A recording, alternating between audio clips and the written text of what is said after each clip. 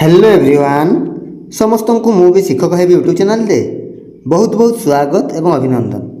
आशा करुच्ची आपण समस्ते भलरे अछंती।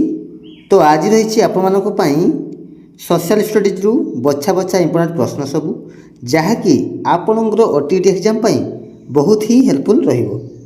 तो जो मैंने चैनल प्रथम थर विजिट कर चैनल टी सब्सक्राइब करके बेल आइकन को प्रेस करदे फल आगक आसुवा प्रत्येक वीडियो नोटिफिकेशन सर्वप्रथमे आपन पाखु पहुँचो। आपण मैंने प्रत्येक प्रश्नर आंसर कौन चूज कर कमेंट लिखिदेवे और शेष में आपणकर आउट ऑफ 10 केते मार्क रखुंट कमेंट जनइबे। ठीक अच्छे तो चलतु आउ डे न करिकी क्लास टू आरंभ करिया। देखो पिले प्रथम प्रश्न कौन कही ना उद्देश्य ज्ञापन भूगोल पाठ योजनार क्यों सोपान अंतर्भुक्त। उद्देश्य ज्ञापन है भूगोल पाठ योजनार क्यों सोपान अंतर्भुक्त। ऑप्शन ए प्रयोग, ऑप्शन बी उपक्रम, ऑप्शन सी उपस्थापना, ऑप्शन डी सिद्धांतिकरण। कौन हम राइट आंसर बोले ऑप्शन बी उपक्रम है। Option B is right answer. उद्देश्य ज्ञापन भूगोल पाठ योजनार उपक्रम सोपान अंतर्भुक्त। ठीक अच्छे तो option B is right answer मन देखिए। नेक्स्ट क्वेश्चन नंबर 2 भूगोल शिक्षादान रे शैक्षिक त्रुटि जानिबा निमंते केउं प्रकार मूल्यांकन करा जाय थाय। भूगोल शिक्षादान रे शैक्षिक त्रुटि को जानिबा निमंते केउं प्रकार मूल्यांकन करा जाय थाय। ऑप्शन ए गठनमूलक, ऑप्शन बी स्थानीकरण, ऑप्शन सी नैदानिक, ऑप्शन डी समष्टिगत। कौन हम राइट आंसर ऑप्शन सी नैदानिक है। Option C is right answer. भूगोल शिक्षादान रे शैक्षिक त्रुटि को जानिबा पई नैदानिक मूल्यांकन करा जाय थाय मन देखियो बोले। नेक्स्ट क्वेश्चन नंबर 3 गणतंत्र शासनर किए सार्वभौम क्षमतार अधिकारी। गणतंत्र शासनर सार्वभौम क्षमतार अधिकारी से होचंती ऑप्शन ए प्रधानमंत्री, ऑप्शन बी जनसाधारण, option C sarpanch, option D समिति सभ्य। कौन हम राइट आंसर गणतंत्र शासनर किए जे कि सार्वभौम क्षमतार अधिकारी से होचंती ऑप्शन बी जनसाधारण है। Option B is right answer. Next question number 4 कहा भित्तिरे भारतर स्वाधीनता निमंते आईन प्रस्तुत होइथिला। कहा भित्तिरे भारतर स्वाधीनता निमंते आईन प्रस्तुत होइथिला। Option A cabinet mission, option B Cripps mission, option C Mountbatten योजना, ऑप्शन डी भारत शासन आईन 1935। कौन right answer option C is right answer Mountbatten योजना। माउंटबेटन योजना भित्तिरे भारतर स्वाधीनता निमंते आईन प्रस्तुत होइथिला मन रखियो। नेक्स्ट क्वेश्चन नंबर 5 स्वाधीनता भारतर प्रथम उपप्रधानमंत्री किए थिले। स्वाधीन भारतर प्रथम उपप्रधानमंत्री से होचंती सर्वपल्ली राधाकृष्णन, जवाहरलाल नेहरू, सरदार वल्लभ भाई पटेल ना डॉक्टर राजेंद्र प्रसाद। कौन राइट आंसर ऑप्शन सी सरदार वल्लभ भाई पटेल। ऑप्शन सी जो राइट आंसर है सरदार वल्लभ भाई पटेल। नेक्स्ट क्वेश्चन नंबर 6 देखो पिले मानचित्र रे जनबसति केउ रंग द्वारा दर्शा जाय थाय।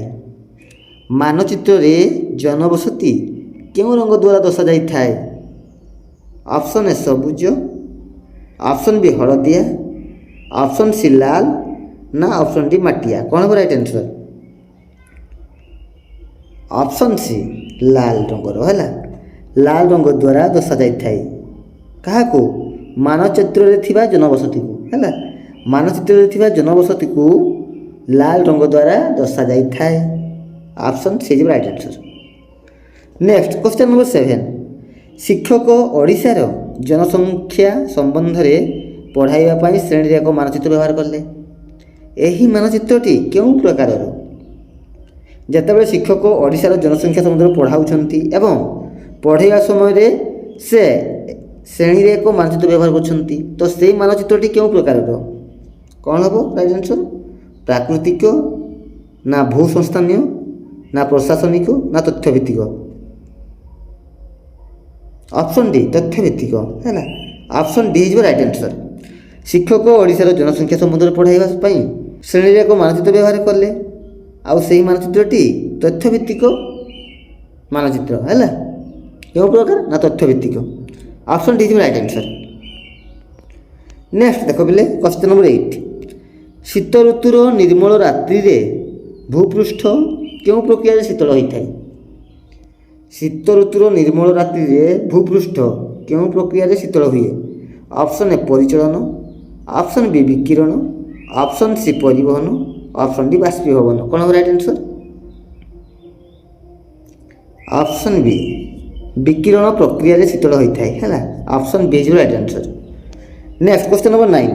ଭାରତର ଜାତୀୟ ସଙ୍ଗୀତ କିଏ ଲେଖିଛନ୍ତି? କ'ଣ ହେବ ରାଇଟ୍ ଆନ୍ସର୍ ପିଲେ? ଆପଣ ସମସ୍ତେ ଜାଣିଥିବେ ନୁହଁ କି? ରବୀନ୍ଦ୍ରନାଥ ଟାଗୋର। ଅପସନ୍ ଏ ହେଇଯିବ ରାଇଟ୍ ଆନ୍ସର୍। ଠିକ୍ ଅଛି। ନେକ୍ସଟ କ୍ୱେଶ୍ଚନ୍ ନମ୍ବର 10 ଦେଖ ପିଲେ ଶେଷ ପ୍ରଶ୍ନ। ଉଦ୍ଦେଶ୍ୟ ସଂକଳ୍ପକୁ କିଏ ପାସ୍ କରିଥିଲେ? ଯିଏ ସେହି ମୂଳ ସିଦ୍ଧାନ୍ତ ଓ ବିଚାରକୁ ସ୍ଥାପିତ କରିଥିଲେ ଓ ଯାହାକୁ ନେଇ ଭାରତୀୟ ସମ୍ବିଧାନ ପ୍ରଣୟନ କରାଯାଇଥିଲା। ଉଦ୍ଦେଶ୍ୟ ସଂକଳ୍ପକୁ କିଏ ପାସ୍ କରିଥିଲେ? ଯିଏ ସେହି ମୂଳ ସିଦ୍ଧାନ୍ତ ଓ ବିଚାରକୁ ସ୍ଥାପିତ କରିଥିଲେ ଓ ଯାହାକୁ ନେଇ ଭାରତୀୟ ସମ୍ବିଧାନ ପ୍ରଣୟନ କରାଯାଇଥିଲା। କ'ଣ ହେବ right answer? Option A Jawaharlal Nehru, option B Mahatma Gandhi, option C Rajagopalachari, option D doctor B.R. Ambedkar. କ'ଣ ହେବ right answer? Option A Jawaharlal Nehru ହେଲା। ଅପସନ୍ ଏ ହେଇଯିବ ରାଇଟ୍ ଆନ୍ସର୍। ଉଦ୍ଦେଶ୍ୟ ସଂକଳ୍ପକୁ ଜବାହରଲାଲ ନେହେରୁ ପାସ୍ କରିଥିଲେ, ଯିଏ ସେହି ମୂଳ ସିଦ୍ଧାନ୍ତ ଓ ବିଚାରକୁ ସ୍ଥାପିତ କରିଥିଲେ ଓ ଯାହାକୁ ନେଇ ଭାରତୀୟ ସମ୍ବିଧାନ ପ୍ରଣୟନ କରାଯାଇଥିଲା। ଠିକ୍ ଅଛି। ନେକ୍ସଟ ଦେଖ ପିଲେ ଆପଣଙ୍କ ପାଇଁ ରହିଲା କମେଣ୍ଟ ୱାର୍କ। ପ୍ରଶ୍ନଟି ରହିଛି ଯେ ଆପଣଙ୍କ ପାଇଁ ବିଶ୍ୱ ମାନବାଧିକାର ଦିବସ କେବେ ପାଳନ କରାଯାଏ?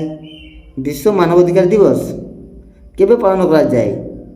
ତ ଆପଣମାନେ ଏ ପ୍ରଶ୍ନର ସଠିକ୍ ଆନ୍ସର୍ କ'ଣ ହେବ କମେଣ୍ଟ ମାଧ୍ୟମରେ ନିଶ୍ଚିତ ରୂପେ ଜଣାଇବେ।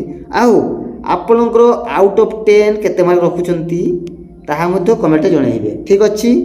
ତ ଭିଡ଼ିଓଟି ଯଦି ଭଲ ଲାଗିଥାଏ ତେବେ ଲାଇକ୍ କରିଦେବେ ଏବଂ ନିଜର ସାଙ୍ଗସାଥିମାନଙ୍କୁ ସେୟାର ମଧ୍ୟ କରିଦେବେ। ତ ଆଉ ଗୋଟେ ନୂଆ ଭିଡ଼ିଓ ଦେଖା ହେବା। ସେ ପର୍ଯ୍ୟନ୍ତ ରହୁଛି। ଧନ୍ୟବାଦ। ଜୟ ଜଗନ୍ନାଥ।